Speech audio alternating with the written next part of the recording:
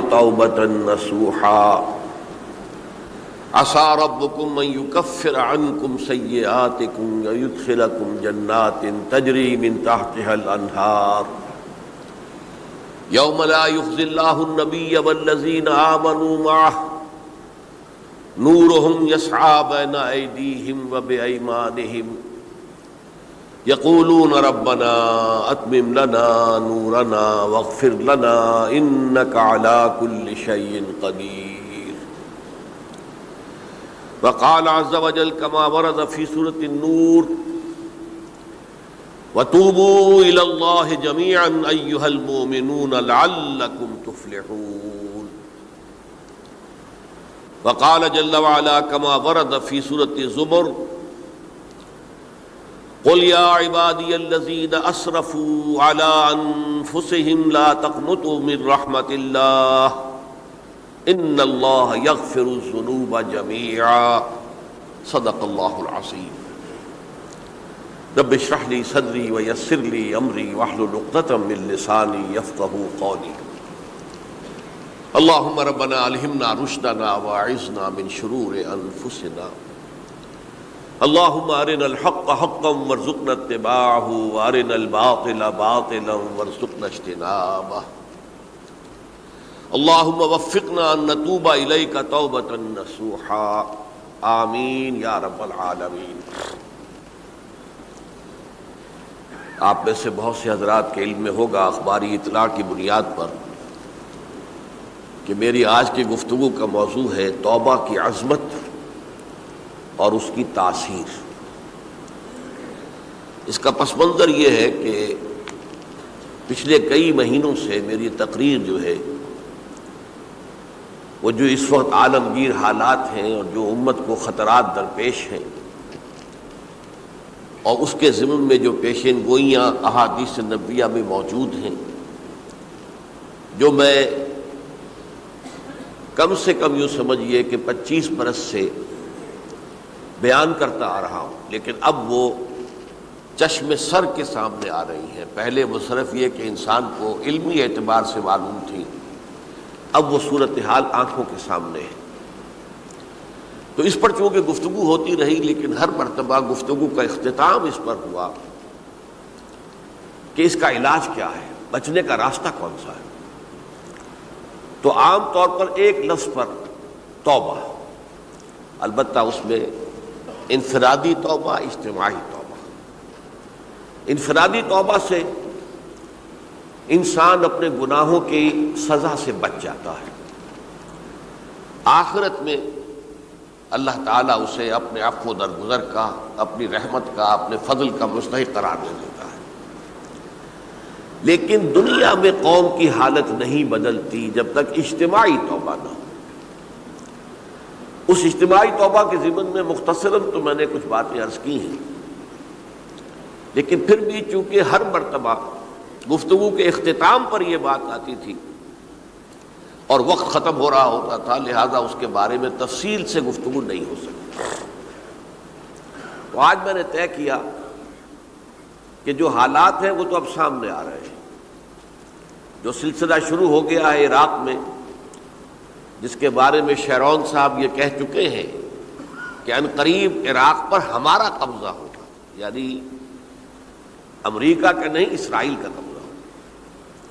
اور یہ بات بھی اب سامنے آ چکی ہے کہ مڈل ایسٹ کا پورا نقشہ بدل دینے کا پروگرام ہے. یہ جو مڈل ایسٹ کے ممالک ہیں یہ کب وجود میں آئے تھے؟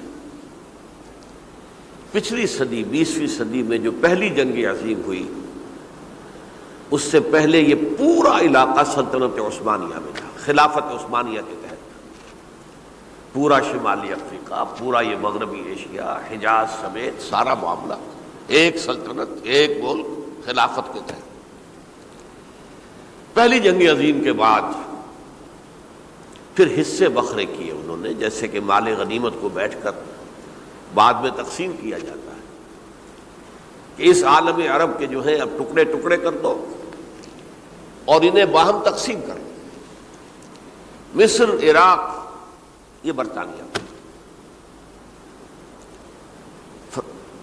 شام، الجزائر یہ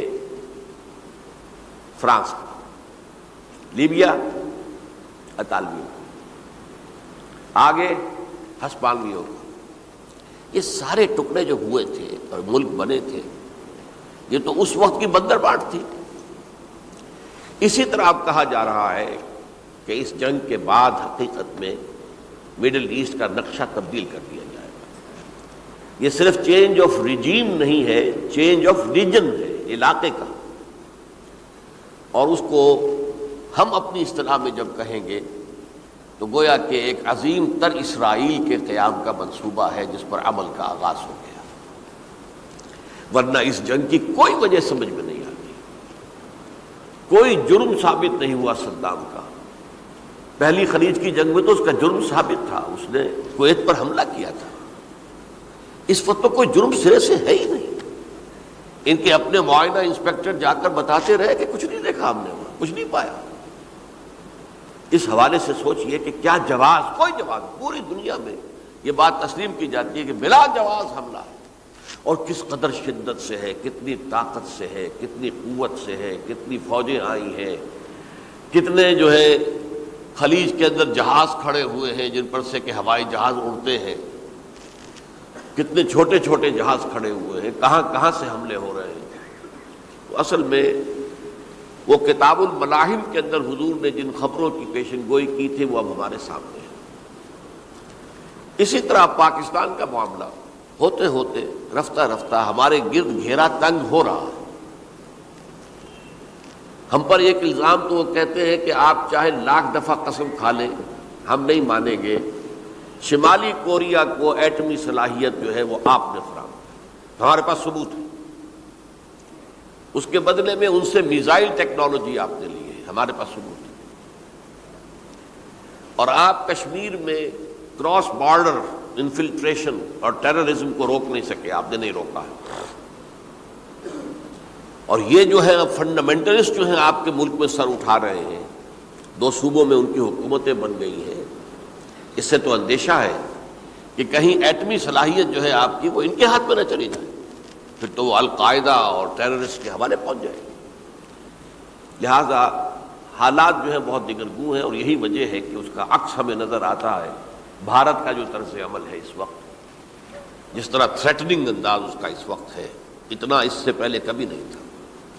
وہ کہتے ہیں کہ جو اصول امریکہ نے اختیار کیا ہے کہ جس ملک سے مستقبل میں کوئی اندیشہ ہے اس پر پہلے سے حملہ کرنے کا حق حاصل ہے ہمیں، یہ نہیں کہ اس کا کوئی جرم ثابت ہو، ہمیں اندیشہ ہے لہذا ہمیں حملہ کرنے کا حق حاصل ہے، تو اسی طرح پھر ہمیں بھی پاکستان کے اوپر حملہ کرنے کا حق حاصل ہے۔ بہرحال میں ان میں اب زیادہ وقت صرف نہیں کرنا چاہتا، یہ چیزیں تو اب رائٹنگ آن دی وال کی حیثیت سے ہماری نگاہوں کے سامنے ہیں۔ آج میں چاہتا ہوں کہ اس توبہ کے موضوع پر کچھ عرض کروں، اور اس میں بھی ایک خاص بات جس کی طرف کہ میرا ذہن حال ہی میں منتقل ہوا ہے، وہ آج اس میں یوں سمجھیے کہ اضافی طور پر آپ کے سامنے رکھوں گا۔ دیکھیے، توبہ کے بارے میں قرآن مجید میں بے شمار آیات ہیں، اور توبہ جو ہے ہماری دینی تعلیمات کا ایک اہم ستون ہے۔ میں نے ابھی صرف 3 مقامات سے آیات آپ کو سنائی ہے۔ یا ایھا الذین آمنوا توبوا الی اللہ توبۃ نصوحا، اہل ایمان اللہ کی جناب میں توبہ کرو خلوص کے ساتھ، اخلاص کے ساتھ، توبۃ النصوح، زبانی کلامی نہیں، توبہ کی تسبیح نہیں، بالفعل توبہ۔ عسیٰ ربکم ان یکفر عنکم سیئاتکم، امید ہے تمہارا رب تمہاری برائیوں کو تم سے دور کر دے گا۔ یہ توبہ کی تاثیر ہے۔ اگر آپ کے اخلاق اور کردار میں کوئی غلط شے شامل تھی، اللہ تعالیٰ آپ کے کردار کے دامن کو دھو دے گا، اور آپ کے اعمال نامے میں اگر دھبے لگے ہوئے تھے تو اللہ تعالیٰ ان دھبوں کو بھی دھو ڈالے گا۔ عسیٰ ربکم ان یکفر عنکم سیئاتکم ویدخلکم جنات تجری من تحتہا الانہار، اور تمہیں داخل کرے گا ان باغات میں جن کے دامن میں ندیاں بہتی ہوں۔ یوم لا یخزی اللہ النبی والذین آمنوا معہ، وہ دن جس دن اللہ تعالیٰ اپنے نبی کو رسوا نہیں کرے گا، معاذ اللہ ثم معاذ اللہ، اور نبی کے ساتھ ہی ان کو بھی کہ جو ان کے ساتھ ایمان لائے۔ نورہم یسعی بین ایدیہم و بایمانہم، ان کا نور ان کے سامنے طرف اور داہنی طرف دوڑتا ہوا ہوگا۔ نور ایمان قلب سے پھوٹ رہا ہوگا اور وہ سامنے روشنی ڈالے گا، اور نور اعمال صالحہ داہنے ہاتھ کی طرف سے کیونکہ عمل کرتے ہیں نیک ہم، تو وہاں سے نور ظاہر ہوگا جو دنیا میں اعمال کی شکل میں کمایا گیا تھا۔ اور اس وقت یہ اہل ایمان کہتے ہوں گے، یقولون ربنا اتمم لنا نورنا واغفر لنا، اے اللہ ہمارے نور کو کامل فرما دے۔ اس کا پس منظر یہ ہے کہ ظاہر بات ہے کہ ایمان کے درجات بھی بے شمار ہیں۔ کہاں ابو بکر صدیق کا ایمان، کہاں ایک عام صحابی کا ایمان، کہاں ہم جیسے غیر صحابہ عام مسلمانوں کا ایمان، کہ نسبت خاک رابع عالم پاک، اسی نسبت سے اس نور کی انٹینسٹی ہوگی۔ حضور نے فرمایا کچھ لوگوں کا نور تو اتنا ہوگا کہ وہ مدینے سے صنعاء تک اس کی روشنی پہنچ رہی ہو، یمن کے دارالحکومت تک، اور کچھ لوگوں کا نور اتنا ہوگا کہ صرف ان کے قدموں کے آگے روشنی ہو جائے گی، جیسے ٹارچ ہوتی ہے آپ کے آگے۔ تو ظاہر بات ہے کہ اگر آپ کو رات کے وقت جنگل سے گزرنا ہو اور پگڈنڈی ہو کوئی اور اندھیری شب ہو، تو آپ کے لیے وہ ٹارچ بھی کس قدر بڑی غنیمت ہے کہ آدمی دیکھ لیتا ہے کہ سامنے سانپ ہے، کیا ہے، گڑھا ہے، کھائی ہے، کیا ہے۔ تو اس روز وہ جن کو وہ ٹارچ نصیب ہو گئی وہ بھی بہت خوش قسمت، بہت خوش قسمت، بہت خوش قسمت ہوں گے۔ لیکن ان کا کیا کہنا جن کا نور مدینے سے صنعاء تک پہنچ رہا ہو۔ تو جن کے نور کی یہ انٹینسٹی کم ہوگی وہ اللہ سے دعا کرتے ہوں گے، ربنا اتمم لنا نورنا، پروردگار ہمارے نور کو بھی کامل کر دے۔ تو نے اپنے ان بندوں پر کتنا فضل کیا ہے، کتنا بڑا نور ان کو عطا کیا۔ اتمم لنا نورنا، ہمارا نور بھی اس کا اتمام فرما دے، تکمیل کر دے۔ واغفر لنا، اور یہ کیسے ہوگا؟ ایسے ہوگا کہ ہمارے گناہوں کی پردہ پوشی کر دے۔ گناہوں کی پردہ پوشی ہوگی تو پھر اس نور کی انٹینسٹی میں اضافہ ہو جائے۔ واغفر لنا انک علی کل شیء قدیر، یقیناً تو ہر شے پر قادر ہے۔ پھر میں نے آپ کو آیت سنائی سورہ نور کی، یہ آیت نمبر 31 بڑی طویل آیت ہے، اس کا آخری ٹکڑا ہے، وَتُوبُوا إِلَى اللَّهِ جَمِيعًا أَيُّهَا الْمُؤْمِنُونَ لَعَلَّكُمْ تُفْلِحُونَ، اے ایمان والو اللہ کی جناب میں سب مل جل کر توبہ کرو تاکہ تم فلاح پاؤ۔ یہ گویا کہ اجتماعی توبہ کا جو میں نے آپ کے سامنے اصطلاح بیان کی ہے، یہ اس کا نقشہ ہے۔ اور ایک اور آیت جو میں نے آپ کو سنائی سورہ زمر کی آیت نمبر 53، بعض لوگوں پر کچھ مایوسی طاری ہو جاتی ہے، ہم اتنے عرصے سے گناہ کرتے چلے آ رہے ہیں، کیسے معافی ہوگی، کیسے ممکن ہے، کیسے چھٹکارا ملے گا؟ ایسے لوگوں کے لیے ان کے اطمینان کے لیے، ان کی دلجوئی کے لیے، ان کی تسلی کے لیے یہ آیت عظیم ترین آیات میں سے قرآن مجید کی۔ قل یا عبادی الذین اسرفوا علی انفسہم، اے نبی کہہ دیجئے اے میرے وہ بندو جنہوں نے اپنی جانوں پر ظلم کیا ہے، ظلم اٹھایا ہے، زیادتی کی ہے۔ تم اگر گناہ کرتے رہے ہو تو اپنی جان پر ظلم کیا ہے، میرا تو کچھ نہیں بگاڑا، اللہ تو غنی ہے، اس کی تو سلطنت میں کوئی کمی نہیں آتی۔ ایک حدیث قدسی میں الفاظ آئے ہیں، میرے بندو اگر تم سب کے سب، اولکم و آخرکم و انسکم و جنکم، تمام انس و جن اور اولین سے لے کر آخرین تک کسی بدترین انسان جیسے فاسق و فاجر ہو جائیں، سب ابلیس بن جائیں، تب بھی میری سلطنت میں کوئی کمی نہیں ہوگی۔ اور اگر تم سب کے سب اولین و آخرین اور انس اور جن سب مل کر جو متقی ترین انسان ہو سکتا ہے ویسے بن جاؤ، ابو بکر صدیق بن جاؤ، تب بھی میری سلطنت میں کوئی اضافہ نہیں ہوگا۔ تو اللہ تعالیٰ کا تو کچھ بگڑتا نہیں ہے، انسان گناہ کرتا ہے تو اپنا نقصان کرتا ہے۔ قل یا عبادی الذین اسرفوا علی انفسہم، کہہ دیجئے اے نبی، اے میرے وہ بندو جنہوں نے اپنی جانوں پر ظلم کیا ہے، ستم کیا ہے، ظلم ڈھایا ہے، لا تقنطوا من رحمت اللہ۔ میں آج بعض حدیثیں اس موضوع پر آپ کو سناؤں گا، عجیب چشم کشا حدیثیں ہیں۔ میں نے چونکہ اس موضوع پر گفتگو کرنی تھی تو میں نے کچھ اس مرتبہ احادیث کا تفحص کیا، تو واقعہ یہ ہے کہ بعض احادیث پڑھ کر خود میری جو ہے میرے علم میں اضافہ ہوا، ادھر میری توجہ آج تک نہیں گئی تھی۔ لا تقنطوا من رحمت اللہ، اللہ کی رحمت سے مایوس مت ہو۔ ان اللہ یغفر الذنوب جميعا، اللہ تعالیٰ تمام کے تمام گناہ معاف کر دے۔ اللہ تعالیٰ کی قدرت ہے، اللہ کا اختیار ہے، اللہ کا فیصلہ ہے، لہذا مایوس نہ ہو، اصلاح کرو۔ احادیث تو میں بعد میں آپ کو سناؤں گا، اس سے پہلے اس کا فلسفہ سمجھ لیجئے اصل میں کیا ہے۔ دیکھیے، ایک ہے طبیعی اعمال، فزیکل، ان کا ہم دنیا میں اصول یہ دیکھتے ہیں کہ اس کے نتائج لازمی ہوتے ہیں اور ان سے چھٹکارا نہیں مل سکتا۔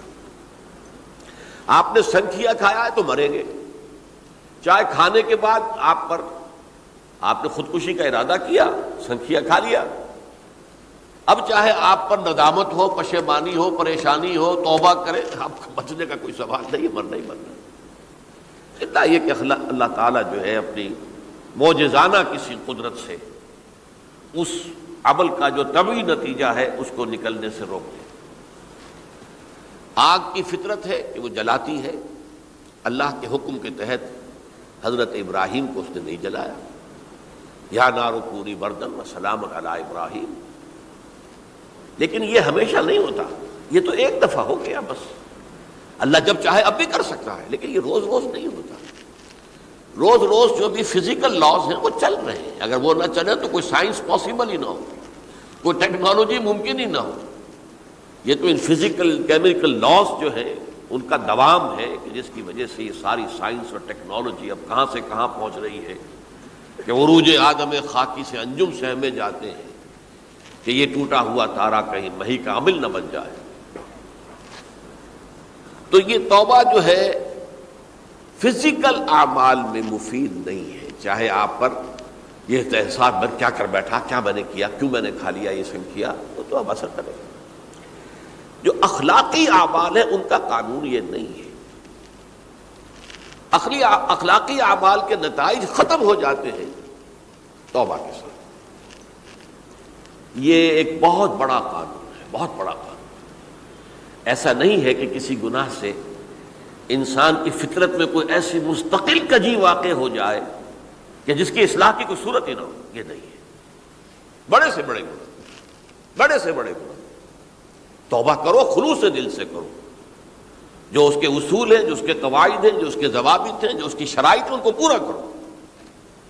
تو بڑے سے بڑے اعمال، برے سے برے اعمال، میں حدیثیں آج آپ کو سناؤں گا، حیران کو، کیونکہ عام طور پر یہی ہوتا ہے کہ مواعظ میں چونکہ لوگوں کو اصلاح کی ترغیب دلانی ہوتی ہے تو وہ جو انذار کا پہلو ہے اسے زیادہ نمایاں کیا جاتا ہے۔ اللہ کی طرف سے شدید ذو انتقام، اللہ انتقام دینے والا ہے، اللہ سزا دینے والا ہے۔ لیکن یہ دوسرا پہلو جو ہے وہ بھی اپنی جگہ پر بہت اہمیت کا حامل ہے کہ طبیعی اعمال کے نتائج اور عواقب اور اخلاقی اعمال کے نتائج و عواقب یہ ایک جیسے نہیں ہیں۔ اب اس معاملے میں تاریخ مذاہب عالم میں جو بہت بڑی غلطی ہوئی، بہت بڑی غلطی ہوئی، بہت بڑی غلطی ہوئی، تورات میں حضرت آدم اور حوا علیہ السلام سے جو غلطی اور خطا ہو گئی تھی، آپ اندازہ کیجئے کیا مقام اللہ نے عطا کیا تھا، سارے فرشتوں کو ان کے سامنے سجدہ کروا دیا تھا، اور ایک ہی حکم تو دیا تھا نا کہ اس درخت کے قریب نہ جانا، اور تو ابھی کوئی شریعت نہیں تھی، کوئی لمبے چوڑے احکام نہیں تھے، کھاؤ جہاں سے چاہو، اس ایک درخت کے پیچھے پاس نہ جانا، وَلَا تَقْرَبَا هَٰذِهِ الشَّجَرَةَ فَتَكُونَا مِنَ الظَّالِمِينَ۔ اور وہی کام کر بیٹھے حضرت آدم اور حضرت حوا علیہ السلام۔ کتنا بڑا گناہ، کتنا بڑا گناہ، کتنا بڑا گناہ۔ لیکن قرآن نے وضاحت کر دی کہ آدم نے توبہ کی، اللہ نے معاف کر دیا۔ اللہ تعالیٰ سے کلمات سیکھے، ندامت دل میں پیدا ہو گئی حضرت آدم کو، لیکن الفاظ نہیں تھے کن الفاظ میں اللہ سے معافی مانگوں، مجھ سے خطا ہو گئی، بہت بڑی غلطی ہو گئی۔ وہ الفاظ بھی اللہ نے سکھائے، فتلقى آدم من ربہ کلمات، یہ ہے جس میں کہ وہ علامہ اقبال کا ایک شعر ہے ان کے نوجوانی کے دور کا، جس پر میں بھول رہا ہوں کہ داغ دہلوی تھے یا کوئی اور تھے کہ جنہوں نے علامہ سے کہا تھا میاں اس عمر میں اور یہ شعر، اس بڑی محفل میں بات آئی تھی کہ موتی سمجھ کے شان کریمی نے چن لیے قطرے جو تھے میرے عرق انفعال کے۔ انفعال کہتے ہیں عربی میں پشیمانی، شرمندگی، اور عام طور پر جب کسی انسان پر پشیمانی اور شرمندگی طاری ہوتی ہے تو پیشانی جو ہے اس پر کچھ پسینہ سا آتا ہے۔ تو قطرے جو تھے میرے عرق انفعال کے موتی سمجھ کے شان کریمی نے چن لیے، اللہ کی نگاہ میں ان کی اتنی قیمت، ان کی اتنی وقت میرے بندے نے پشیمانی اختیار کی ہے اپنے اس غلط کام کے اوپر، اسے رنج اور افسوس ہو رہا ہے، تو اللہ کی نگاہ میں اس کی یہ عظمت ہے، یہ قدرت ہے۔ تو اللہ تعالیٰ نے جب حضرت آدم کے دل میں وہ پشیمانی پیدا ہو گئی تو الفاظ نہیں تھے، کن الفاظ میں؟ ہم کہتے ہیں نا کہ مجھے سمجھ نہیں آ رہا کہ میں کس منہ سے آپ سے بات کروں، میری یہ حیثیت نہیں ہے، میں کن الفاظ میں اپنی جو ہے خطا کا اعتراف کروں۔ تو اللہ نے وہ کلمات خود سکھا دیے، فتلقى آدم من ربہ کلمات فتاب علیہ انہ هو التواب الرحیم۔ یہ چیز کہیں تورات جب دوبارہ مرتب ہوئی ہے تو وہ نکل گئی، اس میں رہ گئی، باقی اس میں شامل نہیں ہوئی۔ یہ تاریخی اعتبار سے جان لیجئے، تورات جو ہے وہ آج سے 2500 بلکہ 2600 برس قبل سے دنیا سے غائب ہے۔ یہ تورات کا جو نسخہ تھا یروشلم میں 587 قبل مسیح میں جب نبوکدنضر نے، شاید آج کل آپ دیکھ رہے ہوں یہ عراق کی جنگ میں عراق کے جو خاص ڈویژنز ہیں عراقیوں کے، ریپبلکن گارڈز کے، ان میں سے ایک کا نام جو ہے وہ نبوکدنضر ڈویژن ہے، ایک کا حمورابی ڈویژن ہے۔ حمورابی جو ہے عراق کا بہت پرانا بادشاہ تھا اور تاریخ انسانی میں سب سے پہلا قانون اس نے مرتب کیا تھا، حمورابی۔ یہ بہت پرانی تہذیب ہے، دنیا کی غالباً سب سے زیادہ اینشنٹ تہذیب جو ہے وہ عراق کی ہے۔ حضرت ابراہیم یہی پیدا ہوئے شہر عور میں۔ تو نبوکدنضر نے جب تباہ کیا تھا یروشلم کو، 6 لاکھ آدمیوں کو قتل کیا اور 6 لاکھ کو قیدی بنا کر لے گیا بیبیلونیا، بابل کا لفظ بھی آج کل آ رہا ہے۔ کسی زمانے میں وہ عظیم شہر تھا دنیا کا، اب وہ معمولی سا شہر رہ گیا ہے، نئے شہر بڑھ گئے۔ تو اس وقت سے اس نے جب یروشلم میں جو ہیکل سلیمانی حضرت سلیمان کی بنائی ہوئی مسجد تھی اس کو جب گرایا ہے، اس کے بعد سے وہیں پر وہ نسخہ رکھا ہوا تھا تورات کا، پھر دنیا میں وہ نسخہ اب نہیں ہے۔ یہودیوں کا کہنا ہے کہ موجود ہے مسجد اقصی کے نیچے، وہ جب اس نے گرایا تھا تو جو نیچے تہخانے تھے وہ نہیں گرے تھے، وہ محفوظ رہتے، اوپر ملبہ آ گیا، اور وہیں پر وہ تورات اور وہ تابوت سکینہ جس میں حضرت موسیٰ کا عصا بھی رکھا ہوا ہے اور بہت سے وہ من اور سلوہ کے بھی کچھ نمونے رکھے ہوئے ہیں، وہ تابوت سکینہ اس کا قرآن مجید میں سورہ بقرہ میں ذکر ہے، وہ بھی موجود ہے، اور جو ربائی وہاں اس وقت تھے ان کے علماء، ان کی لاشیں بھی وہاں پڑی ہوئی ہیں۔ وہ جب ہم کھدائی کریں گے تو دنیا میں سامنے آ جائے گی۔ لیکن بہرحال اس وقت جو مجھے کہنا تھا وہ یہ کہ چونکہ اصل تورات اس وقت گم ہو گئی، 150 سال کے بعد اسے پھر یادداشتوں سے کچھ مرتب کیا گیا تو اس میں غلطیاں پیدا ہو گئی۔ اب انسانی یادداشت کا معاملہ آ گیا نا، انہی میں سے ایک بڑی غلطی یہ ہوئی، اومیشن یہ ہوئی کہ حضرت آدم نے جو توبہ کی اور اللہ نے قبول فرما لیا، اس کا ذکر اس میں نہیں۔ اس سے نتیجہ عیسائیوں نے کیا اختیار کیا کہ وہ اوریجنل سن کہتے ہیں اسے، وہ جو ابتدائی گناہ تھا عظیم جو ہمارے جد امجد آدم سے سرزد ہوا تھا، اس گناہ کا اثر جو بھی بچہ نسل آدم میں پیدا ہوتا ہے وہ لے کر آتا ہے۔ یہ زمین و آسمان کا فرق ہے۔ اسلام کے نزدیک ہر بچہ جو پیدا ہوتا ہے وہ معصوم ہے، بلکہ مسلم ہے۔ کل مولود یولد علی الفطرہ، جو بھی بچہ پیدا ہوتا ہے وہ فطرت اسلام پر پیدا ہوتا ہے۔ فَأَبَوَاهُ يُهَوِّدَانِهِ أَوْ يُمَجِّسَانِهِ أَوْ يُنَصِّرَانِهِ، یہ تو والدین ہیں اس کے جو اسے مجوسی یا عیسائی یا یہودی بنا لیتے ہیں، ورنہ وہ تو مسلمان ہوتا ہے، فطرت کی کلین سلیٹ لے کر آتا ہے۔ عیسائیت کہتی ہے ہر انسان جو پیدا ہوتا ہے بنیادی طور پر گناہ گار ہے، اپنے جد امجد کے گناہ کا بوجھ لے کر آ رہا ہے۔ اب اس کا علاج انہوں نے پھر کیا تجویز کیا، یہ ہے کہ ایک غلطی پر دوسری غلطی اور دوسری پر تیسری غلطی، خشت اول چون حد معمار کج تاثریہ بھی رود دیوار کج۔ اب اللہ نے جب دیکھا اب تو ہر بندہ جو ہے آدم کی اولاد کا بنیادی طور پر پیدائشی طور پر گناہ گار ہے، تو اب کیا کیا جائے؟ تو اللہ نے اپنا اکلوتا بیٹا، صلبی بیٹا مسیح یسوع اسے زمین پر بھیجا۔ یہ الفاظ میرے ہیں کہ اسے قربانی کا بکرا بنا کر اور ان سب کی طرف سے قبول کر لیا، گناہ گاروں کی طرف سے، کہ ان کے گناہ کا کفارہ ہو جائے گا جو عیسیٰ کو مان لے۔ یہ عقیدہ ہے عیسائیت کا۔ جڑ کیا ہے کہ گناہ ہو گیا تو گناہ کا اثر تو رہے گا۔ قرآن یہ کہتا نہیں، اللہ دھو دیتا ہے، تمہاری سیرت و کردار کے اوپر بھی جو داغ ہیں دھل جائیں گے، اور تمہارے نامہ اعمال میں جو دھبے ہیں وہ بھی دھل جائیں گے۔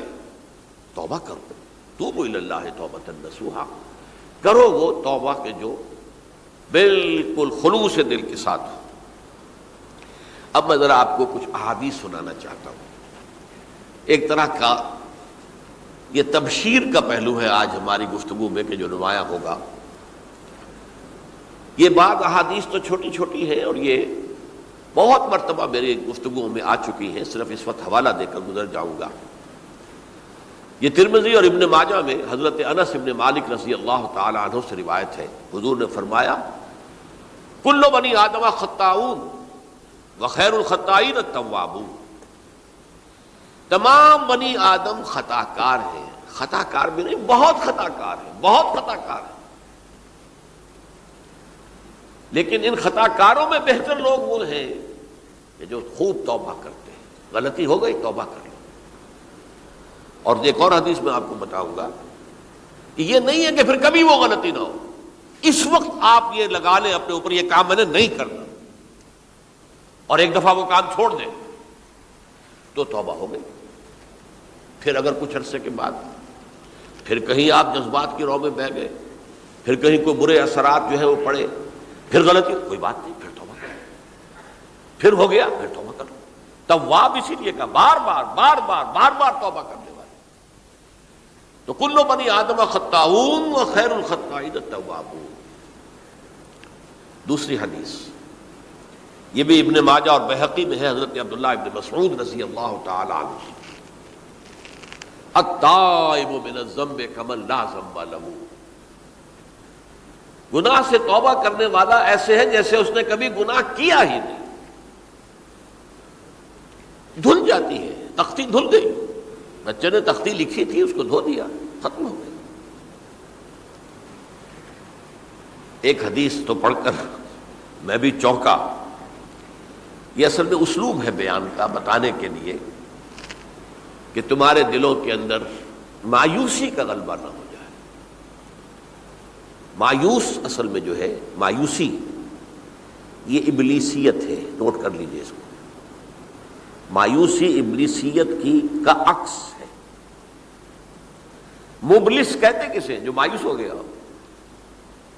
ابلیس سب سے بڑھ کر مایوس جو ہے وہ ابلیس ہے، اسے معلوم میرا چھٹکارا تو نہیں ہے، لہذا میں جتنوں کو اپنے ساتھ لے کر جہنم میں جھونک دوں یہی میری کمائی ہے، میں نے تو بچنا نہیں۔ تو ابلیس کہتی ہے اس کو جو انتہائی مایوس، مبلس، جو رحمت خدا بندی سے مایوس ہو چکا۔ اب اس کو دور کرنے کے لیے حدیث سنیے، اور یہ حدیث مسلم شریف کی ہے، صحیحین کے اندر، حضرت ابو ہریرہ سے۔ حضور فرماتے ہیں والذی نفسی بیدہ،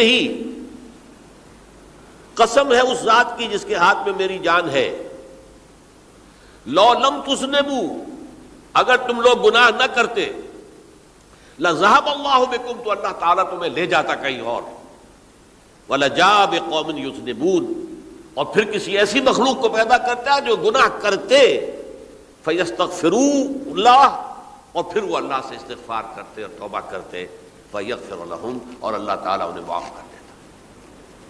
تو میں نے عرض کیا کہ یہ بعض چیزیں ہوتی ہیں کہ جن کا واقع سے کوئی تعلق نہیں ہوتا، لیکن ایک زور بیان کے لیے، ایک بات کو ایمفیسائز کرنے کے لیے، جیسے قرآن مجید میں آتا ہے، اے نبی کہہ دو ان کان للرحمن ولد فانا اول العابدین، اگر اللہ کا کوئی بیٹا ہو تو میں سب سے پہلے میں اس کو پوجوں گا۔ جب میں اللہ کو پوجتا ہوں تو اللہ کا اگر کوئی بیٹا ہوتا تو کیا میں اسے نہ پوچھتا؟ لیکن نہیں ہے۔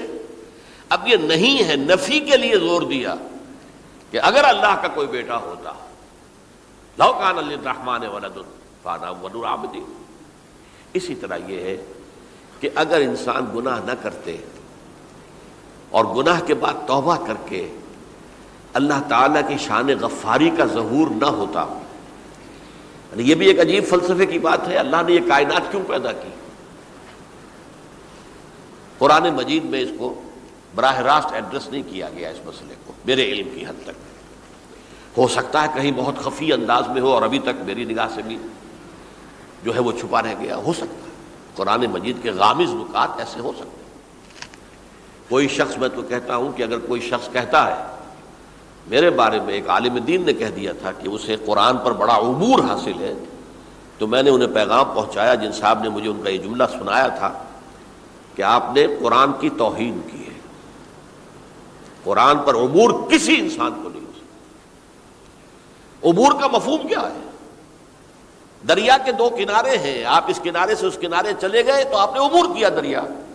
قرآن کے کنارے ہیں ہی نہیں، لا پیدا کنار۔ لہذا یہ کہہ دینا کسی کے بارے میں کہ قرآن مجید، اب انہوں نے تو ایک طرح سے میری تعریف کی تھی، میرے ایک ساتھی سے جملہ کہا تھا، ان کے وہ عزیز تھے، تو گویا کہ وہ جو میری تنظیم میں تھے ان کو خوش کرنے کے لیے کہہ دیا ہو یا جو بھی ہو، ان کے دلی جذبات ہو سکتا ہے کہ میں نے کہا انہیں یہ میرا پیغام پہنچا دیجیے، آپ نے قرآن کی توہین کی ہے۔ قرآن پر عبور کسے ہو سکتا ہے؟ نہ معلوم کتنے مقامات ہیں کہ جہاں امام راضی بھی کھڑے ہوئے ایسے نظر آتے ہیں دہشت زدہ، اعلم ان ھذا المقام مقام غامض مہیب عمیق، ہوشیار کے رہ بردم تیغست قدم را، ہوشیار ہو جاؤ، یہ بڑا خطرناک مقام ہے، بہت مشکل مقام ہے، اس کے تہ تک پہنچنا کسی کے لیے ممکن نہیں ہے۔ سورہ حدید کی آیت هو الاول والآخر والظاہر والباطن پر یہ الفاظ ہیں جو امام راضی نے لکھے۔ تو اس لیے میں آپ سے عرض کر رہا ہوں کہ یہ کہنے کا انداز ہے، والذی نفسی بیدہ لو لم تذنبوا، اس ہستی کی قسم جس کے ہاتھ میں میری جان ہے، اگر تم گناہ نہ کرتے، تو میں عرض کر رہا تھا تو اللہ کی شان غفاری کیسے ظاہر ہوتی؟ اللہ نے کائنات کیوں پیدا کی؟ کنت کنزا مخفیا فاحببت ان اعرف فخلقت الخلق۔ محدثین کرام اگرچہ اس حدیث کی سند کو پختہ نہیں مانتے، لیکن اکثر مفسرین نے اس کو تسلیم کیا ہے۔ علامہ آلوسی نے تسلیم کیا کہ میں ایک چھپے ہوئے خزانے کے مانند تھا۔ اب خزانہ کہیں پڑا ہے، اس کا کیا حاصل کیا ہے؟ وہ تو کہیں کھلے، کسی کے پاس جائے، کوئی اسے فائدہ اٹھائے تب تو کوئی فائدہ ہوا نا۔ تو کنت کنزا مخفیا، میرے اندر طاقت تھی، قوت تھی، خلاقی تھی، میری شان ساری میرے اندر ہی اندر تھی نا۔ کنت کنزا مخفیا فاحببت ان اعرف، تو میں نے یہ چاہا کہ مجھے پہچانا جائے۔ فخلقت الخلق، تو میں نے خلق کی تخلیق کی ہے، اب مجھے پہچانو اس کائنات کے ذریعے سے، یہ میری تخلیق ہے، آؤ دیکھو۔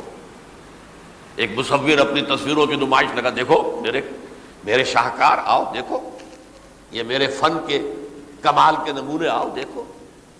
تو یہ ہے سب، دیکھو زمین آسمان، ان فی خلق السماوات والارض واختلاف اللیل والنہار والفلک التی تجری فی البحر بما ینفع الناس وما انزل اللہ من السماء من ماء فاحیا بہ الارض من بعد موتہا۔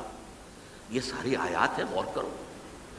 اور اسی لیے انسان کو پیدا کیا جس میں یہ فیکلٹی آف اپریسیشن، اللہ کے حسن و جمال و کمال کو پہچاننے کی صلاحیت ہے۔ ورنہ ظاہر بات ہے کہ یہ جمادات کیا پہچانیں گے اللہ کو؟ یہ پہاڑ کیا پہچانے گا اللہ کو؟ اللہ کو پہچاننے کی صلاحیت انسان میں ہے. تو یہ چونکہ ایک فلسفہ ہے باقاعدہ کہ اللہ نے تعالیٰ، اسی سے میں کہہ رہا ہوں اگر گناہ نہ ہوتا اور پھر توبہ نہ ہوتی اور میں اس کو معاف نہ کرتا تو میری شان غفاری کا ظہور کیسے ہوتا؟ میری شان ہے نا، غفار بھی ہوں، ستار بھی ہوں، اس کا ظہور کیسے ہوتا؟ تو والذی نفسی بیدہ لو لم تذنبوا لذهب اللہ بکم ولجاء بقوم یذنبون فیستغفروا اللہ فیغفر لهم. اگر تم لوگ گناہ نہ کرتے تو اللہ تمہیں ختم کر کے کوئی اور ایسی مخلوق پیدا کرتا کہ جو گناہ کرے اور پھر وہ توبہ کرے اور اللہ اسے معاف کرے. اسی سے ملتی جلتی ایک حدیث ہے، یہ امام احمد اور امام بہقی لائے ہیں اور اس کے راوی حضرت علی ہے رضی اللہ تعالی عنہ. ان اللہ یحب العبد المؤمن المفتن التواب. اللہ تعالیٰ کو بہت محبت ہے، یحب. اب دیکھیے ایک طرف وہ آیات ذہن میں لائیے،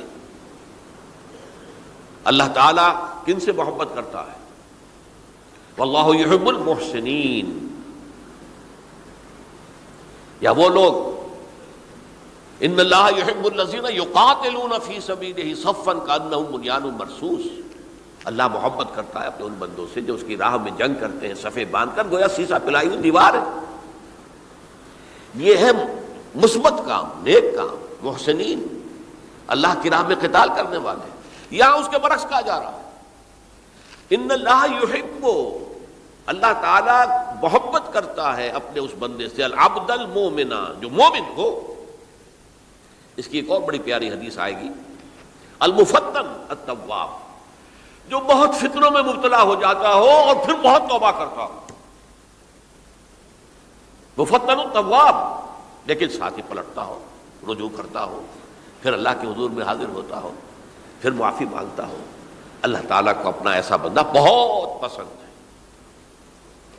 اب میں کچھ اور حدیثیں آپ کو سنا رہا ہوں. توبہ کا دروازہ دو اعتبارات سے کہا گیا ہے کہ ایک وقت آنے پر بند ہو جاتا ہے. ایک حدیث کے تو الفاظ میں نوٹ کر کے نہیں لایا ہوں کہ اللہ تعالیٰ نے توبہ کا ایک دروازہ اتنا چوڑا کھلا رکھا ہوا ہے کہ جس کو عبور کرنا جو ہے وہ سال ہا سال میں ممکن ہو، اور یہ بند نہیں ہوتا جب تک کہ سورج مغرب سے طلوع نہ ہو جائے. یہ قیامت کی جو آخری، قریب قیامت کی جو آخری نشانیاں ہیں ان میں سے وہی حدیث میں آپ کو سنا رہا ہوں. عن ابی ہریرہ رضی اللہ تعالی عنہ، اور یہ مسلم شریف کی روایت ہے، من تاب قبل ان تطلع الشمس من مغربها تاب اللہ علیہ. سورج کے مغرب سے طلوع ہونے سے قبل تک جو لوگ توبہ کریں گے اللہ تعالیٰ ان کی توبہ قبول کر لے گا. البتہ جب وہ قیامت کی وہ نشانی ظاہر ہو جائے کہ سورج مغرب سے طلوع ہو رہا ہے، اب دروازہ توبہ کا بند ہے. اب اس کے بعد اگر توبہ کوئی کرتا ہے تو اللہ تعالیٰ اس کی توبہ کو قبول نہیں کرے گا. یہ تو اجتماعی سطح پر ہوئی. انفرادی سطح پر عن عبداللہ ابن عمر رضی اللہ تعالی عنہما عن النبی صلی اللہ علیہ وسلم قال ان اللہ عز وجل یقبل توبۃ العبد ما لم یغرغر. یہ ترمذی میں ہے حضرت عبداللہ ابن عمر رضی اللہ تعالی عنہما سے کہ اللہ تعالیٰ اپنے بندے کی توبہ قبول کرتا ہے جب تک کہ وہ جسے ہم کہتے ہیں گھنگرو نہ بولنے لگے حلق کے اندر، جبکہ نزع، عالم نزع ہو اور جان جو ہے وہ آ کر پھر یہاں اٹکتی ہے، تو اس وقت تک دروازہ کھلا ہے توبہ کا. لیکن جب یہ شکل ہو گئی تو دروازہ بند. یہ انفرادی سطح پر ہو گیا. جب آپ کے موت کے آثار اتنے واضح ہو گئے کہ اب جا رہے ہیں، اب توبہ کریں گے تو توبہ قبول نہیں ہوگی. اجتماعی سطح پر جب قیامت جو ہے اس کی وہ گھڑی آ گئی کہ سورج مغرب سے طلوع ہو گیا، اب توبہ کا دروازہ بند. ایک اور حدیث ہے جو میں نے بہت مرتبہ اس کا ترجمہ تو آپ کو بہت دفعہ سنایا ہے، آج میں چاہتا ہوں اس کو پورے متن کے ساتھ آپ کے سامنے رکھوں. یہ حضرت انس بن مالک رضی اللہ تعالی عنہ سے مروی روایت ہے جو حضور کے خادم خاص تھے، اور یہ متفق علیہ بھی ہے، یعنی بخاری میں بھی ہے، مسلم میں بھی ہے، لیکن تھوڑا سا فرق ہے الفاظ کا. تو جو مسلم شریف کی روایت ہے اس کے الفاظ کیا ہے؟ للہ اشد فرحا بتوبۃ عبدہ حین یتوب الیہ، جان لو اللہ تعالیٰ کو زیادہ خوشی ہوتی ہے اپنے کسی گناہ گار بندے کی توبہ سے جب کہ وہ توبہ کرتا ہے۔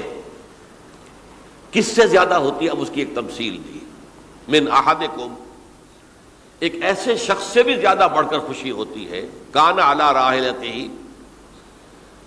بارض الفلات، کہ جو بہت ہی دور دراز کے اور سنسان علاقے میں سفر کر رہا تھا، فانتحرفت منہ، اس کی سواری جو ہے گم ہو گئی، وعلیہا طعامہ وشرابہ، اسی پر اس کا کھانا بھی تھا اور پانی بھی تھا، اونٹنی پر سفر کر رہا تھا، اسی پر ہوتا ہے راحلہ جو ہے راستے کا سامان، اچانک کہیں بیٹھا ہے تھوڑی دیر کے لیے سستانے کے لیے، کہیں اونگ آ گئی اور اونٹنی صاحبہ غائب ہو گئی۔ اب آنکھ کھلی اور اس نے دیکھا، فَأَيَّسَ مِنْهَا، تلاش کر کر کے مایوس ہو گیا، کہیں اونٹنی کا سراغ نہیں۔ اب ظاہر بات ہے کسی صحرا میں یہ کیفیت، اس کا مطلب کیا ہے؟ یقینی موت۔ فَأَتَى شَجَرَةً فَاسْتَجَعَ فِي ظِلِّهَا وَقَدْ أَيَسَ مِنْ رَاحِلَتِهِ، تو وہ ایک درخت کے نیچے اس کے سائے میں آ کے لیٹ گیا، گویا کہ موت کی امید میں۔ فَبَيْنَهُمَا وَهُوَ كَذَلِكَ إِذْ هُوَ بِهَا قَائِمَةٌ عِندَهُ، اس کی کہیں دوبارہ آنکھ لگی ہے، جو کھولا تو دیکھتا ہے اونٹنی تو موجود ہے، کھڑی ہے، تو وہ فوراً اس کی وہ جو رسی ہے وہ پکڑتا ہے، فَأَخَذَ بِخِتَامِهَا ثُمَّ قَالَ مِن شِدَّةِ الْفَرْحِ، اب جو اسے مسرت ہوئی اس کا آپ اندازہ کر سکتے ہیں، ایک یقینی موت کا معاملہ آ چکا تھا، اور اچانک اللہ تعالیٰ نے وہ کھوئی ہوئی اونٹنی جو ہے وہ واپس دلا دی۔ تو وہ کہنا تو یہ چاہتا تھا، اللہ تو میرا رب ہے، میں تیرا بندہ ہوں، لیکن جسے ہم کہتے ہیں کہ خوشی کی انتہا فرط مسرت میں ایسی زبان لڑکھڑائی، اس نے کہا اللہم انت عبدی وانا ربک، اے اللہ تو میرا بندہ ہے، میں تیرا رب ہوں، یہ کہہ بیٹھا۔ تو یہ کیا ہے؟ فرط مسرت جسے آپ کہیں، خوشی کی انتہا، کہ جس میں انسان جو ہے اتنی بڑی خطا کر بیٹھتا ہے۔ اللہ کو اپنے کسی گناہ گار بندے کی توبہ سے اس سے بھی زیادہ خوشی ہوتی۔ اب ظاہر بات ہے کہ یہ تماثیل کس لیے ہے؟ بعض لطائف، بعض حقائق اتنے لطیف ہوتے ہیں کہ ان کو بیان نہیں کیا جا سکتا بتمام و کمال، تو مثالوں کا سہارا لیتے ہیں۔ اللہ کو کتنی خوشی ہوتی کیا سمجھیں گے؟ لہذا یہ مثال تو سمجھ میں آ گئی نا، کہ ایک لقودق صحرا میں انسان سفر کر رہا تھا، ایک ہی اونٹنی ہے، اسی پر اس کا پانی ہے، اسی پر اس کا کھانا ہے، اور کہیں ٹھہرا ہے تھوڑی دیر کے لیے اور اونٹنی غائب ہو گئی، اور اس کے بعد تلاش کر کے شمال مغرب جنوب ہر طرح دیکھ لیا، اب تک کہیں اونٹنی کا سراغ نہیں، اب موت کے انتظار میں لیٹ گیا ہے کہ اچانک دیکھتا ہے کہ اونٹنی موجود ہے، تو وہ اس شدت فرح میں یہ کہہ بیٹھتا ہے اللہم انت عبدی وانا ربک انا للہ و انا الیہ راجعون۔ اب دیکھیے ایک حدیث وہ آ رہی ہے، اور اس کو یوں سمجھیے، اللہ تعالیٰ نے جو انسان پیدا کیے ہیں ان کے مزاج مختلف ہیں۔ ان میں کچھ لوگ ہوتے ہیں جو قوی ہوتے ہیں ارادے کے، جو فیصلہ کر لیا ڈٹ گئے، کچھ لوگوں میں وہ قوت ارادی اتنی مضبوط نہیں ہوتی، وہ ادھر ادھر سوچتے رہتے ہیں۔ کچھ لوگ جسمانی طور پر بہت توانا ہوتے ہیں، کچھ لوگ جسمانی طور پر پیدائشی طور پر کمزور ہوتے ہیں۔ تو اگر کوئی قوت ارادی کمزور رکھنے والا شخص ہے، وہ بھی تو اللہ کی تخلیق ہے، اللہ کا بندہ ہے، خطاؤں کا ظہور ہو جاتا ہے، توبہ کرتا ہے، پھر کچھ عرصے کے بعد پھر خطا کا ظہور ہو جاتا ہے، پھر توبہ کرتا ہے، تو ہم تو یہ سمجھیں گے کہ ایک حد کے بعد پھر اس کی توبہ قبول نہیں ہونی چاہیے۔ لیکن حدیث سنیے، وعن ابی ہریرہ رضی اللہ تعالی عنہ قال قال رسول اللہ صلی اللہ علیہ وسلم ان عبدا اذنب ذنبا، یقیناً ایک بندہ جو ہے وہ ایک گناہ کرتا ہے، فقال، پھر وہ کہتا ہے رب اے میرے پروردگار اذنبت فاغفر لی، مجھ سے گناہ ہو گیا ہے، مجھے معاف فرما دے۔ فقال ربہ، تو پروردگار یہ کہتا ہے اعلم عبدی ان لہ ربا یغفر الذنب ویأخذ بہ، میرا یہ بندہ یہ جانتا ہے کہ اس کا ایک رب ہے جو گناہ معاف بھی کر سکتا ہے اور سزا دے بھی سکتا ہے۔ کیا معنی ہوئے؟ گناہ اس نے کیا ہے لیکن جانتا ہے اللہ کو کہ وہ معاف بھی فرما سکتا ہے، تبھی تو وہ اللہ سے معافی کی درخواست کر رہا ہے۔ اس کے اس جاننے کی بنیاد پر، اس کے اس علم کی بنیاد پر، اس کے اس ایمان کی بنیاد پر فرمایا غفرت لعبدی، میں نے اپنے بندے کو معاف کر دیا۔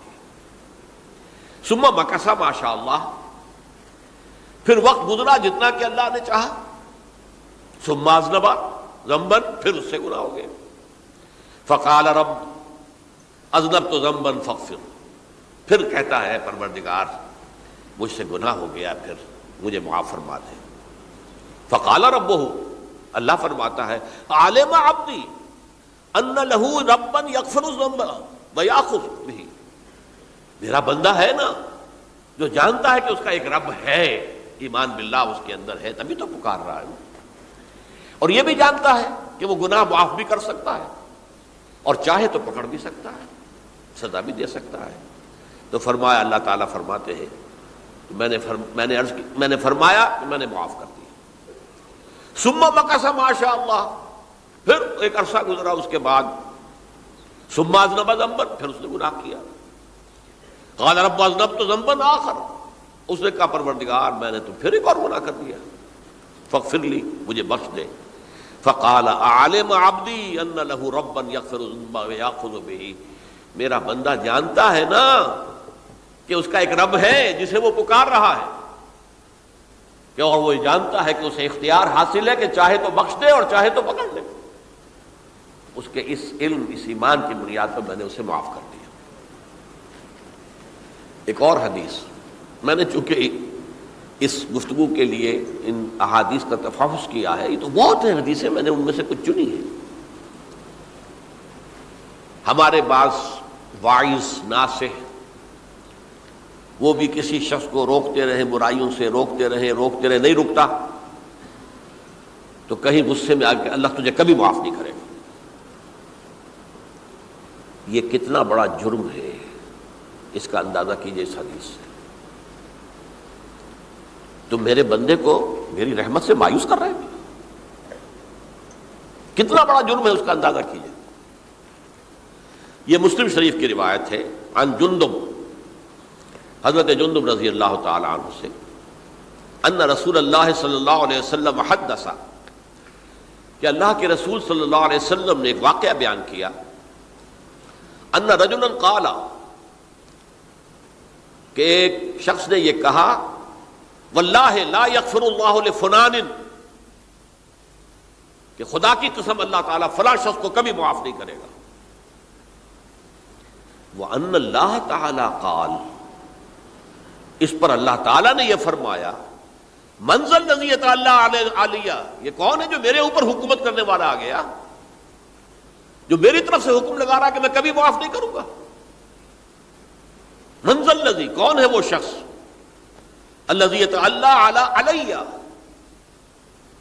انی لا اغفر لفلان، کہ میں فلاں شخص کو کبھی معاف نہیں کروں گا، قد غفرت لفلان، اس کو تو میں نے معاف کر دیا، وَأَحْبَطْتُ عَمَلَهُ، اس شخص کے تمام اعمال میں نے ضائع کر دیے کہ تم نے میرے بندے کو مایوس کیا۔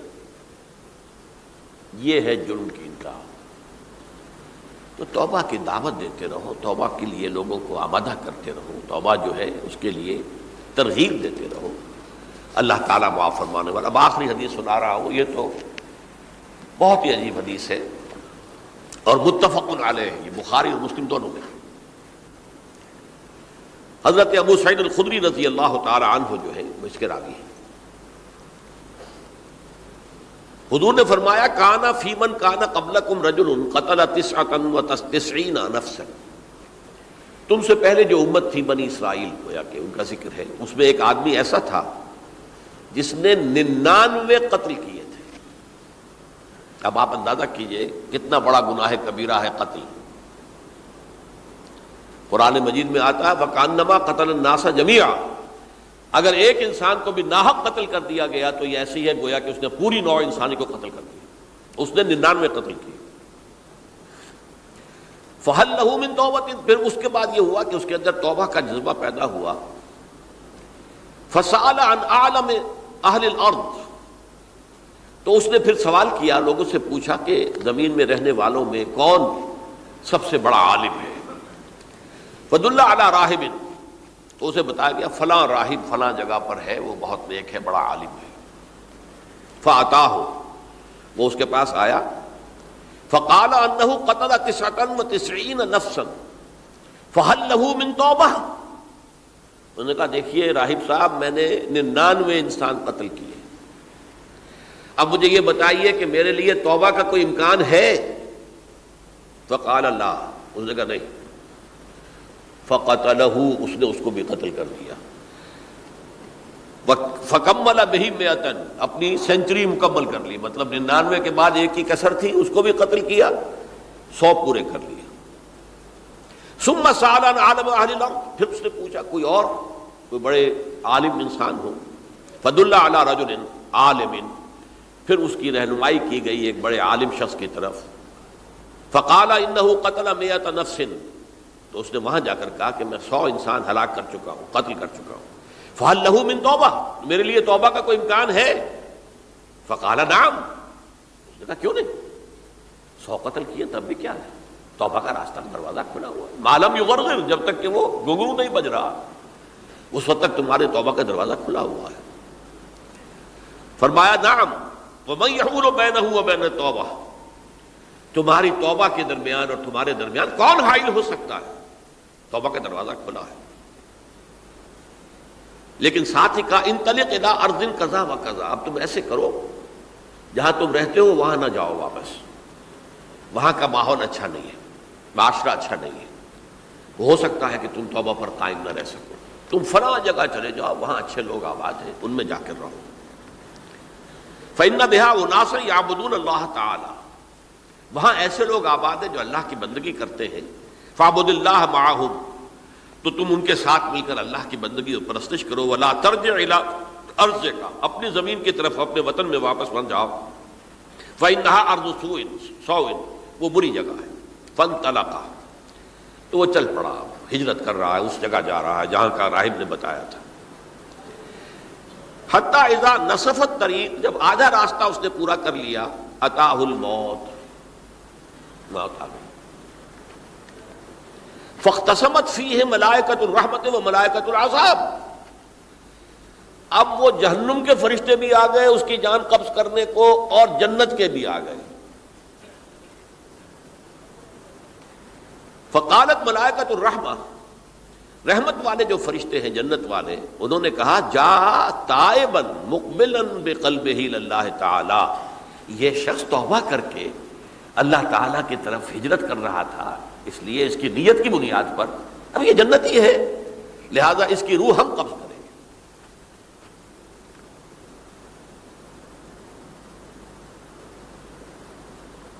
وقالت الملائکۃ العذاب، اور وہ جو عذاب والے فرشتے ہیں وہ کہیں گے انہ لم یعمل خیرا قط، اس نے توبہ کے بعد کوئی نیک عمل تو کیا ہی نہیں، تو کس بنیاد پر اس کو تم جنت میں لے جاؤ گے، اس کو تو دوزخ میں جانا چاہیے. فَأَتَاهُ مَلَكٌ فِي صُورَةٍ آدمی، تو ان کے پاس اللہ نے ایک اور فرشتے کو بھیج دیا آدمی انسانی شکل کے اندر. فَجَعَلُوهُ بَيْنَهُمْ، تو ان فرشتوں نے کہا بھائی ہمارا فیصلہ کرا دو، اس کی روح ہم لینا چاہتے ہیں یا ہم لینا چاہتے ہیں. انہیں حکم بنا لیا. فَقَالَ قِيسُوا مَا بَيْنَ الْأَرْضَيْنِ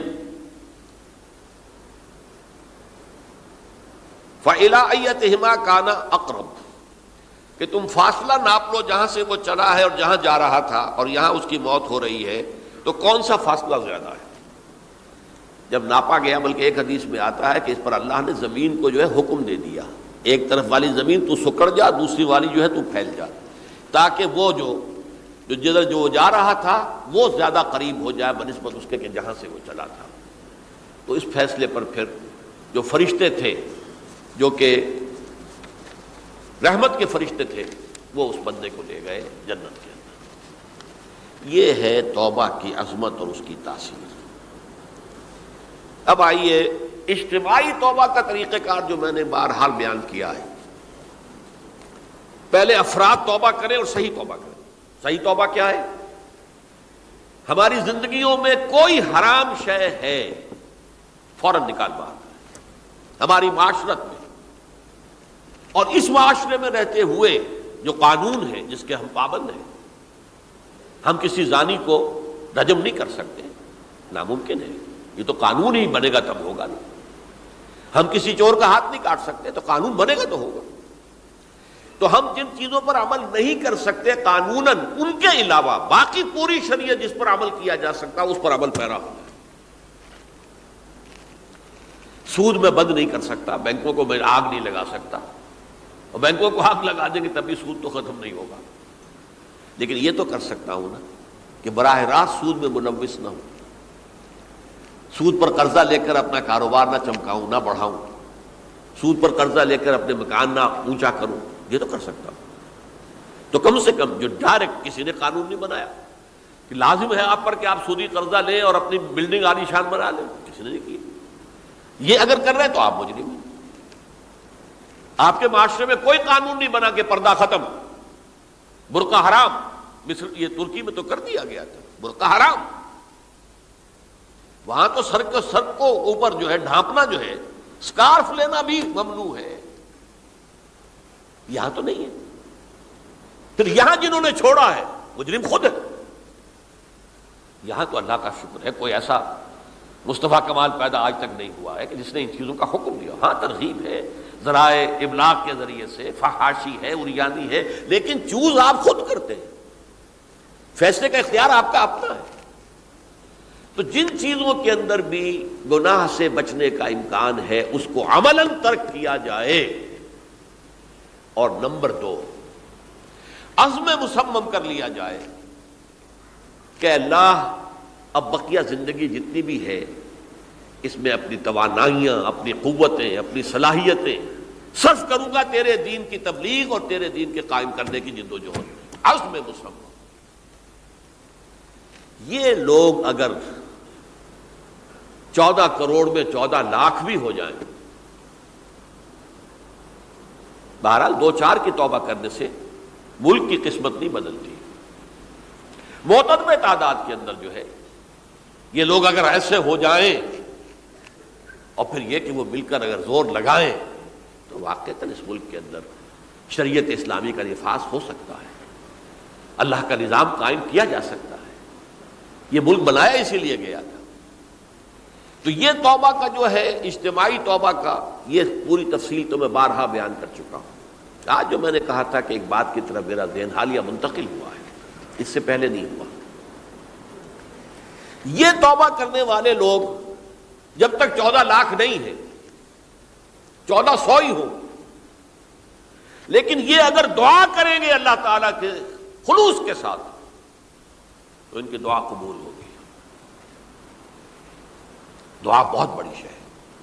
الدعاء مخ العبادہ، ٹھیک ہے، بڑا لمبا راستہ لگتا ہے یہ کہ 14 لاکھ انسان توبہ کرے یا 2 لاکھ یا 3 لاکھ انسان توبہ کرے، صحیح معنی میں توبہ کرے، اور پھر وہ جمع ہو، ایک طاقت بنے، تن من دھن لگانے کے لیے، جانے دینے کے لیے تیار ہو جائیں۔ تو لگتا ہے یہ کہ کافی لمبا ہے کہ دراز و دور دیدم رہو رسم پارسائی، یہ تو بڑا لمبا راستہ ہے۔ اسی سے لوگ کہتے ہیں کہ پھر کیا حل ہوا، یہ تو حل جو ہے تو کوئی عملی حل تو نہیں ہوا۔ اس میں میرا ذہن منتقل ہوا ہے دعا، اجیب دعوت الداعی اذا دعان امن یجیب المضطر اذا دعاہ۔ بھلا وہ کون ہے جو کسی مضطر کسے کہتے ہیں؟ ایک شخص نہایت پریشان حال ہو گیا ہو، نہایت پریشان حال، اور میں اللہ کو پکارے، پروردگار تو میری دستگیری فرما۔ اللہ کسی اور طرف مجھے کوئی توقع نہیں رہی، کوئی نہیں رہا جس سے مجھے کوئی امید ہو۔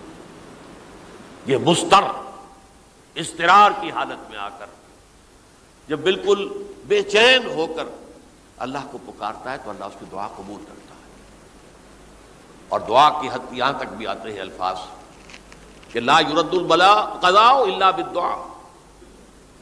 تقدیر الہی کو بھی اسی لیے دو حصوں میں تقسیم کیا گیا. تقدیر مبرم، ایک تو اللہ کا وہ فیصلہ ہے جو ٹل نہیں سکتا کسی صورت میں.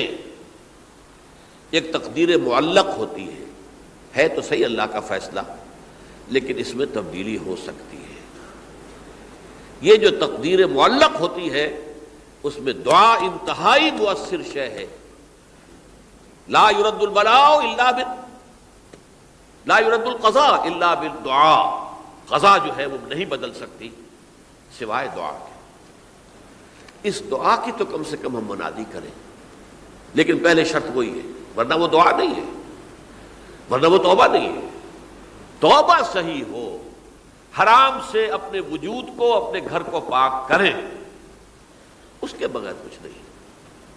اس کے بغیر تو جیسے کہ کہا گیا سورہ مائدہ میں قل یا اہل الکتاب لستم علی شیء حتی تقیموا التوراۃ والانجیل.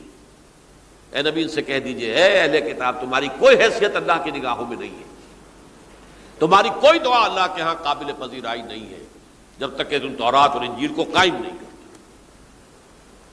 لہذا دعائیں تو نہ بنو. 30 لاکھ آدمی جو ہے حج کے موقع پر کیسی کیسی دعائیں مانگتے ہیں. کہاں جا رہی ہیں دعائیں؟ کہاں ہیں ان کی قبولیت کے آثار؟ توبہ صحیح ہو. اور توبہ کے بارے میں آج میں نے امکانی حد تک آپ کے سامنے آج ترغیب و تشویق کا پہلو رکھا ہے. مایوسی، اس کو کہا بھی جاتا ہے مایوسی کفر ہے. اور میں نے آپ سے کہا آج کہ لا تقنطوا من رحمت اللہ ان اللہ یغفر الذنوب جميعا. 99 قتل کیے ہوں، 100 قتل کیے ہوں، تب بھی توبہ کرو گے تو اللہ توبہ قبول فرمائے گا. اور کس شان کے ساتھ قبول فرمائے گا اس حدیث کے اندر آیا، متفق علیہ حدیث صحیح بخاری اور صحیح مسلم کے اندر ہے. تو اگر ہم اس توبہ کی منادی کریں نمبر 1، اور جو لوگ توبہ کریں صحیح معنی میں، ایک طرف تو وہ جد و جہد شروع کر دیں اللہ کے دین کے قائم کرنے کی جد و جہد، اس میں پیچھے نہ رہیں، لیکن اس اثناء میں جو دعائیں وہ کریں گے، اللہ تو نے یہ ملک ہمیں عطا کیا تھا، ہم نے اپنے زور بازو سے اسے نہیں حاصل کیا، یہ سلطنت خدا داد پاکستان ہے، اور اے اللہ اے خاص ہے خاصان رسول وقت دعا ہے، امت پہ تیری آنکھ یا جب وقت پڑا ہے. میں اپنے احساسات جو ہیں آپ کے سامنے الفاظ میں بیان نہیں کر سکتا. یہ جب یروشلم کی تباہی ہوئی تھی جس کا میں نے ذکر کیا ہے، 6 لاکھ انسان قتل ہوئے تھے، اور 6 لاکھ کو نبوکدنضر جو تھا وہ ہانک کر بھیڑوں بکریوں کی طرح بیبیلونیا لے گیا تھا. اس سے پہلے کتنے ہی نبی اہل کتاب کے وہ کہتے رہے تھے کہ ہوش کرو، توبہ کر لو. بلکہ ایک جگہ کے الفاظ یہ ہیں درخت کی جڑ پر کلہاڑا رکھا جا چکا ہے، اب بھی ہوش میں آ جاؤ. ہوش میں نہیں آئے. دنیا پرستی، جو بھی ان کے نفس پرستی جو بھی ان کے اوپر مسلط ہو چکی تھی، اس نے انہیں توبہ نہیں کرنے دی. تباہی و بربادی ہو گئی. آج ہماری نگاہوں کے سامنے عراق کے ساتھ کیا ہو رہا ہے، بغیر اس کے کہ کوئی جرم ہوتا، بغیر اس کے. ہم تو بڑے بڑے جرم کر چکے ہیں ان کی نگاہ میں. نان پرولیفریشن ٹریٹی جو ہے اس کے خلاف ہمارا عمل جا رہا ہے پوری دنیا کے اندر. انہوں نے کہا کہ ہم اس کو ایٹمی صلاحیت کو نہیں پھیلنے دیں گے. وہ ایک خاص وقت میں افغانستان میں انہیں ہماری ضرورت تھی، اپنے اصل دشمن USSR اپنے مقابل کی طاقت کو ختم کرنے کے لیے. اس وقت انہوں نے اپنا منہ جو ہے پھیر لیا تھا، نہیں دیکھا تھا، اور ہمارے ہاں اللہ کی یہ رحمت آ گئی کہ ایٹمک صلاحیت بھی حاصل ہو گئی. اور پوری دنیا میں شاہ عبداللہ نے کہا تھا، پرنس عبداللہ نے، کہ یہ آپ کا نہیں ہے. یہ جو نواز شریف صاحب سے جب اس کا ہم نے دھماکہ کیا ہے، یہ بم آپ کا نہیں ہے، یہ پوری امت مسلمہ کا بم ہے. کیسے یہ برداشت کر سکتے ہیں یہودی اور یہودیوں کے اعلی کار عیسائی، خاص طور پر پروٹیسٹنٹس، ویسپ، وائٹ اینگلو سیکسن پروٹیسٹنٹس. تو سمجھ لیجئے کہ پاکستان کی جڑوں پر بھی تیشہ رکھا جا چکا. یہ میرے احساسات کی اس سے کم میں تعبیر ہو نہیں سکتی، لیکن اب بھی امکان ہے، اب بھی امکان ہے، اب بھی امکان ہے. توبہ کرو، توبہ کراؤ، مل جل کر طاقت بنو، کوشش کرو کہ یہاں اسلام کا نظام آ جائے. اور اس اسنا میں بھی دعا کرو اللہ تعالیٰ سے کہ اللہ ہمیں مہلت عطا فرما دے، ہمیں کچھ اور مہلت عطا فرما دے، اے اللہ ہمیں کچھ اور مہلت عطا فرما دے۔ بارک اللہ لی ولکم فی القرآن العظیم ونفعنی وإیاکم بالآیات والذکر الحکیم۔